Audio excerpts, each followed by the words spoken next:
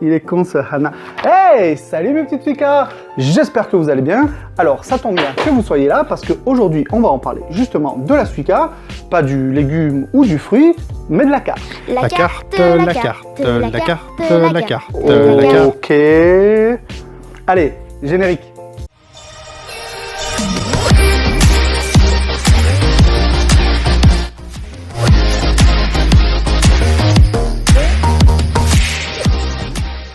La carte Suika. Bien souvent, vous me demandez quoi prendre. Le JR Pass, la carte Suika, les deux. Eh ben, je dirais que ça dépend énormément du type de voyage que vous voulez faire et de là où vous voulez aller au Japon. Mais je vais vous parler un petit peu des deux et je vous laisserai vous faire votre propre opinion. De quoi? Je croyais qu'on allait parler uniquement de la Suika, moi. De quoi? Non, mais ils teasent pour une prochaine vidéo, t'inquiète. Ça va, j'avais rien préparé pour le JR. Mais bon, on verra ça plus tard. Là, je vais vous expliquer, pour ceux qui ne savent pas, ce qu'est la carte Suika. Suika, ce qui signifie pastèque en japonais, c'est le nom de la petite carte verte ornée d'un petit manchot que beaucoup ont au Japon, natif comme expat. C'est une carte électronique prépayée que l'on utilise pour payer les transports en commun, mais pas que. Exactement. On s'en sert également pour payer certains commerces, quelques distributeurs automatiques, lockers ou encore des parkings, mais c'est surtout à Tokyo ou dans les grandes villes. En gros, c'est un peu comme un mélange entre une carte Navigo pour les Parisiens et une carte bancaire avec de l'argent bloqué dessus. Les dirigeants ont choisi comme mascotte un petit manchot parce que cela signifiait pour eux que la Suika était facile à utiliser. Parce que les manchots, c'est des manchots? Alors cette vanne était nulle et je m'en excuse. L'explication, c'est que le mouvement effectué pour valider la carte est censé rappeler la nage tout en douceur de l'animal. Alors le nom, ça ne vient pas du fruit. Du légume. Du légume? Fruit. Du fruit? Bon, peu importe. C'est seulement les initiales de... Spoiler alert, mon anglais est nul à chier. Super Human Intelligent Code. Et encore, là, je suis au max. Mais la symbolique, elle est en rapport avec le fruit. Un légume. Ou le légume. Un fruit. Ou le fruit, bon, peu importe. Cela représente le fait que plein de petites gens passent facilement avec, comme les pépins d'une pastèque dans votre... Enfin, vous voyez quoi. Oui, non, mais cherchez pas, c'est le Japon, et c'est pour ça qu'on l'aime. Sa mascotte, ultra connue, est donc le fameux petit Un pingouin. manchot. 3 fois, les mecs, 3 fois. Le design de base est de Sakazaki Shiharu, elle s'est basée sur les manchots Adélie, et elle dit que dans le cadre de la carte, il est censé venir à Tokyo depuis l'Antarctique. Bon, alors vous me direz, quel rapport entre la pastèque et un manchot? Eh ben, aucun, en fait. Voilà. Merci. Non, mais moi, l'explication, je vous la donne, hein, mais ça n'a rien à voir avec le schmilblick. Lors de la création de la carte, on a voulu appuyer sur le fait que la carte Suika est un service différent de ceux déjà existants. Et c'est pourquoi on a choisi symboliquement un fruit ou un légume qu'un manchot n'est pas censé connaître. Ah, ok, c'était évident. Bon, maintenant qu'on a parlé de la symbolique, du pourquoi et du comment, parlons de la carte en elle-même. Alors, ça, c'est pour les détails ennuyeux. La carte Suika est une carte magnétique prépayée qui a été créée en 2001 par la compagnie Japan Rail East, qui est une compagnie ferroviaire qui l'a créée exprès pour le réseau ferré de Tokyo. Mais sa facilité d'utilisation et son succès ont été tellement grands qu'elles ont dépassé les frontières de la ville.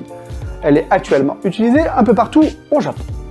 Au Japon, le prix d'un trajet de métro ou de train régional correspond presque toujours à la distance à parcourir. Par exemple, pour un arrêt, ça vous coûtera 180 yens, et pour 3 arrêts, 240 yens.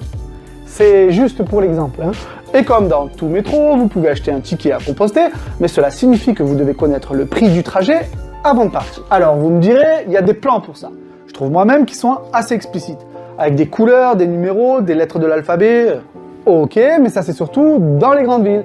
Si vous sortez un peu des sentiers battus et que vous allez dans des quartiers peu touristiques, il n'y a pas de double affichage. Et si vous ne savez ni lire ni parler japonais, cela peut vite devenir galère. De plus, si vous devez faire plusieurs trajets dans la journée, comme c'est souvent mon cas, vous perdez énormément de temps à regarder votre trajet, combien ça va vous coûter, etc. Alors qu'avec la carte Suika, on la passe une fois à la borne d'entrée, une fois à la borne de sortie, tranquille.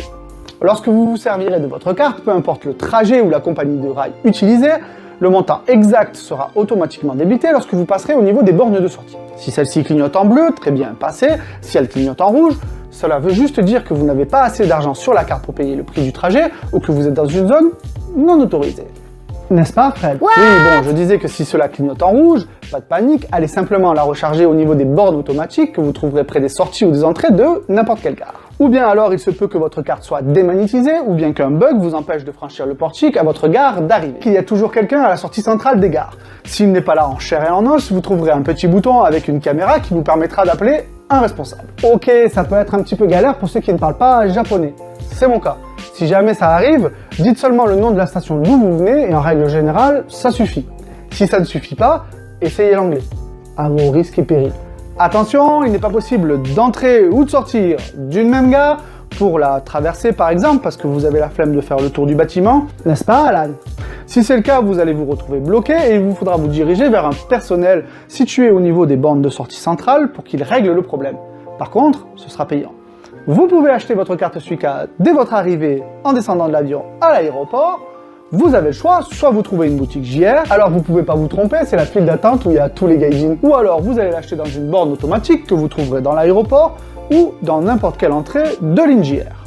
Attention, on ne peut acheter sa carte Suica qu'avec du liquide, donc pas en carte bancaire. Prévoyez quelques billets en descendant de l'avion. La carte coûte 2000 yens, incluant 500 yens de caution, vous laissant ainsi une petite marge pour pouvoir l'utiliser directement. Si jamais vous arrivez à Narita et que votre hôtel est à l'autre bout de Tokyo, je vous conseille quand même de mettre un petit peu d'argent dessus, mais pas trop.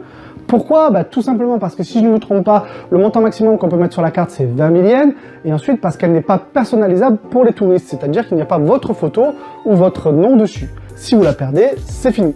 De plus, comme elle n'est pas personnalisée, c'est-à-dire qu'il n'y a ni votre photo ni votre nom dessus, elle n'est pas remboursable. C'est arrivé à un ami à moi lors de notre précédent voyage, il a mis 10 000 yens directement dessus, environ 100 €, et en manipulant son portefeuille, ses bagages, etc., il l'a fait tomber sans s'en rendre compte. Son voyage commençait très très mal, n'est-ce pas Hugo? Mais enfin, qu'est-ce qu'on a dit juste avant? Pas les noms, on a dit pas les noms. Ça va, j'ai rien dit moi.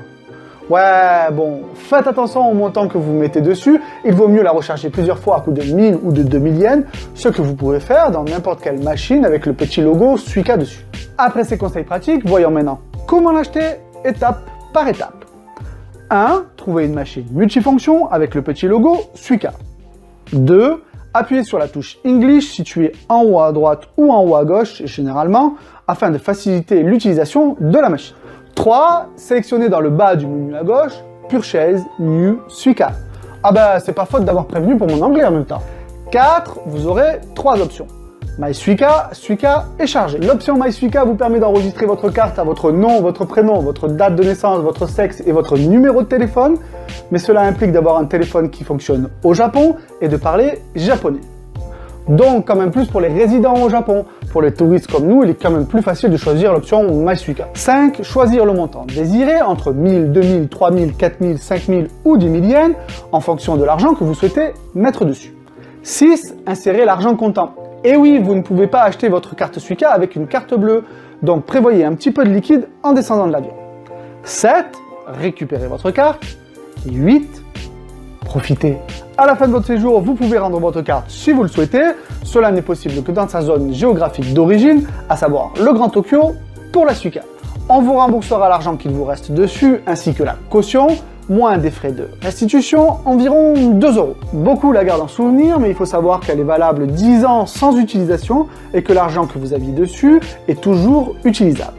Autant la garder pour un usage ultérieur, pour vous si vous repartez au Japon, ou alors prêtez-la à vos amis, ça leur fera faire des économies et vous, ça vous fera repartir votre carte au niveau de la limite de temps. En sachant tout cela, c'est déjà une bonne idée d'avoir sa carte Suica. Mais ce qui fait que la carte Suica et les Japonais sont au top, c'est qu'en plus de s'en servir pour payer le métro, le train, le bus ou le taxi, elle fait bien plus que les transports. Tu peux aussi t'en servir pour payer une boisson froide ou chaude au pied de la gare. Tu peux payer au combini avec. Les Lawson et autres 7-Eleven ouverts H24 acceptent ce paiement, ce qui est top. Imaginez, vous rentrez à 3 h du matin et vous avez envie d'une boisson au melon, ou d'une glace au melon, ou d'un melon pan. Bon, il y a des gens qui aiment le melon là-bas. Ça te coûte 80 yens. La monnaie au Japon, c'est chiant, surtout leurs pièces de 1 qui déteignent. Bref, tu sors ta carte Suica et bam, c'est payé. Certains restaurants la prennent aussi, des petites boutiques touristiques également. Vous pouvez payer avec les consignes automatiques que vous trouverez dans les gares ou dans les aéroports, et aussi certains parkings. L'effet pervers de ce côté pratique, c'est que vous avez tendance à tout payer avec votre carte et que vous ne voyez pas l'argent filer comme avec des billets par exemple. Voilà, si vous ne faites pas attention, vous allez dépenser plus que prévu et exploser votre budget. C'est une stratégie qui vous pousse à une consommation facile et sans retenue. C'est une stratégie commerciale très connue, mais qui fonctionne très très bien. Bref, vous vous en servez pour presque tout. Bon, là je vous parle en tant que touriste, mais il faut savoir que pour les résidents, la carte Suica existe aussi sur mobile avec l'application Mobile Suica. La plupart des téléphones actuels japonais ont une fonction Suica qui vous permet de payer avec votre téléphone, et les grands du jeu vidéo japonais, comme Nintendo par exemple, ont intégré dans leur nouvelle console le possible paiement par carte Suica ou Pasmo. Tiens, en parlant de Pasmo, il faut savoir que moi je vous parle de la Suica parce que c'est pour moi la plus répandue et la plus pratique, mais ce n'est que mon avis. Partout au Japon, il y a des cartes magnétiques, chaque région ou grande métropole ayant la sienne, comme Ikoka au Kansai ou Kitaka à Hokkaido, et à Tokyo, il y a aussi la fameuse Pasmo. Et donc, c'est quoi la différence? La Pasmo est une petite carte rose dont la mascotte est un petit robot, et son nom vient du fait que Mo signifie aussi en japonais. Et comme c'est un pass qui fonctionne pour le métro, mais aussi pour les bus et aussi pour plein d'autres choses, la contraction a donné le Pasmo. Pasmo. À la base, les cartes Pasmo et Suica sont vendues par des compagnies différentes. Mais bon, pour les touristes lambda que nous sommes, c'est quasiment la même chose. La carte Pasmo est donc rose avec comme mascotte un petit robot, et la carte Suica est donc verte avec comme mascotte un petit pingouin. Manchot. C'est ce qu'on appelle un running gag. Bon, calme-toi, mettons les choses au point. Pourquoi on hésite entre pingouin et manchot? Tout simplement parce qu'en anglais, manchot ça se dit pingouin. Et pingouin ça se dit autre chose. Du coup, les mecs à la traduction, ils se font pas chier, quand il écrit pingouin, ils mettent pingouin. Sérieux? Bande de glands quoi. Sauf qu'il y a vraiment une différence. Un pingouin, ça vole, un manchot, ça ne vole pas. En plus, c'est même pas le même animal. Bon, maintenant que c'est éclairci, revenons-en à nos manchots.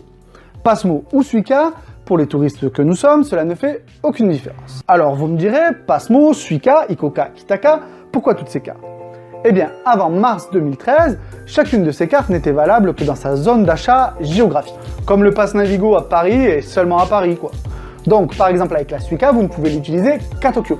Depuis cette date, toutes les cartes fonctionnent sur tous les réseaux, ce qui est quand même vachement pratique. Pour info, avec n'importe laquelle de ces cartes magnétiques, vous pouvez régler votre trajet dans plus de 4000 des 9000 gares du Japon, et vous pouvez payer dans plus de 200 000 commerces à travers tout le pays. Et ça, c'est carrément top. C'est comme si avec ton Pass Navigo, tu prenais le métro ou le RER pour te rendre à Gare de l'Est à Paris. En attendant ton train pour Strasbourg, tu te prends une petite boisson fraîche dans un distributeur au pied de la gare.